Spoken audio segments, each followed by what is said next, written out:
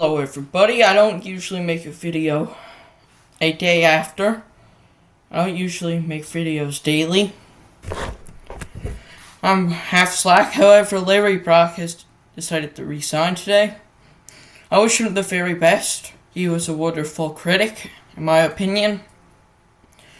But some of the left think he's resigning, or not so much some of the left, but some people think he's resigning because he gave in to Carney. But I mean, he literally criticizes Carney in this letter. Knowing Larry Brock, he was pretty trustworthy.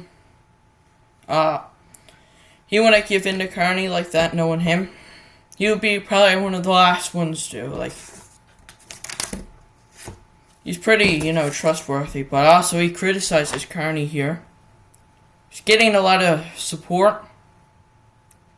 Seems to be quite popular, actually. He decided not to become a shadow minister again on June 30th. So people probably had speculation then. He's supposed to resign on September 18th, so he got over a month to go. So he's still got a little while left as MP. However, Parliament don't resume until September 21st, so he wouldn't be in Parliament anymore. So, I'll read you his letter now. Yeah, and Mark Gerardson said another one bites the dust, so he really thinks Larry Brock is leaving because he don't like conservatives that support liberals. Man, do anyone get tired of Mark Gerardson, though? Genuinely, I don't know. Oh my. The good news is, however, conservatives will most likely win this by-election. Larry Brock won it by 10 or 11 points. I say, if I had to take a guess, conservatives will retain it by around that margin. But I'll read his resignation letter now. Okay. August 6th, Larry Brock, Member of Parliament for Brantford, Bright South, announces he is stepping down as of September 18th, 2026. When I first thought about my time in political public service, my plan was to keep representing the hard-working people of Brantford, Brant South for years to come. Following careful consideration, I've decided to step down as Member of Parliament effective September 18th, 2026. Earlier this summer, I also stepped back from my role as Shadow Minister of Justice, position I was honored to hold given my commitment to reforming the criminal justice system, holding criminals accountable, and restoring trust and confidence in our legal system. I've accepted an opportunity to return directly to the front lines of justice at the Brantford Crown Attorney's Office. So that's why he's leaving politics, despite what the Liberals think. But yeah, my commitment to community safety hasn't wavered out one bit. And getting back into the courtroom means I can keep being tough on crime, making sure real justice happens right here at home. Our local conservative team is as strong and united as ever. Brantford Bright South has an outstanding conservative representation for 18 years now, and has set the standard for public service in our region. I'm proud to have carried that torch alongside a dedicated local riding association. I have full confidence that the team will keep delivering for this community for years to come with the soon-to-be next Conservative MP for Brantford Brant South.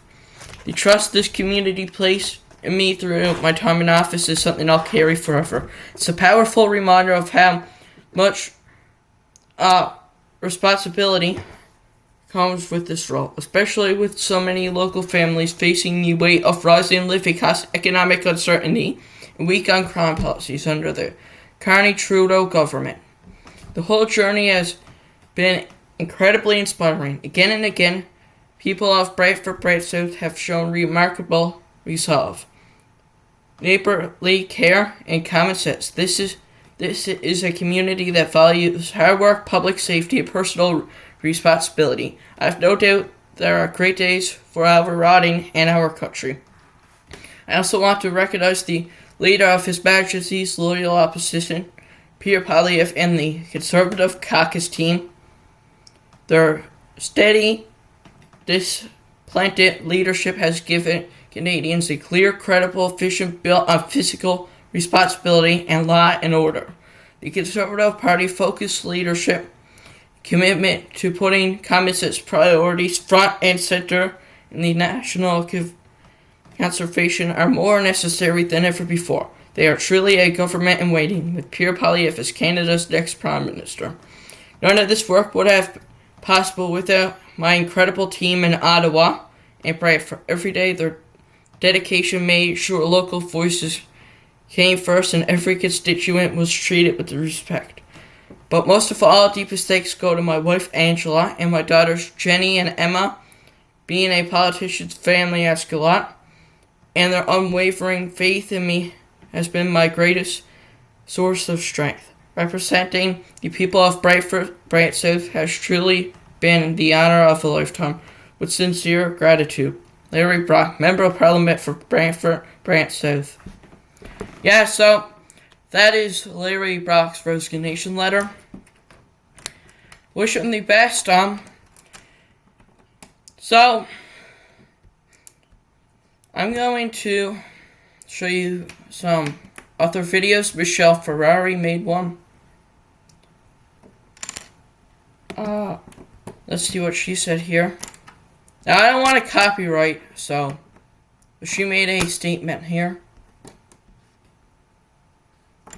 Yeah, I don't think I'm going to play the video so I don't copyright. But I'm going to go to Larry Brock's writing now. And show you that his writing is pretty conservative.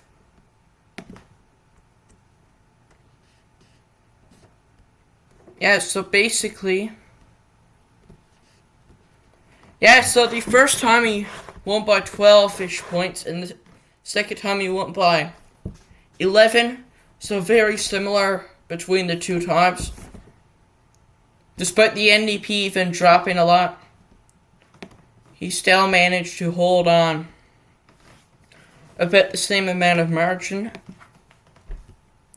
So, yeah, his district's Brantford, Brant South, Six Nations. I believe they're changing the name to Brantford, Brant South, so that's why his letter said that. Yeah, so I'm not sure who's gonna run in the by-election. But Larry, man, he was a pretty good MP, to say the least. He was very strong on justice, as everyone says, but yeah, so his district is usually won by 12 points, so a pretty big margin. And like they said, like he said, the district was conservative for years. Since 2008, in fact. Obviously it was redistributed in that. 2011 it was 20 points. 2008 it was actually somewhat close. Well, not close, but closer. Despite it being a conservative year. This was back in Phil Coleman. He did win by a nice bit, however, closer than what it is nowadays. Still a fairly big margin, though. And yeah, so that's gonna be my video for today. I hope you enjoyed, and I'll see you in the next episode. Bye.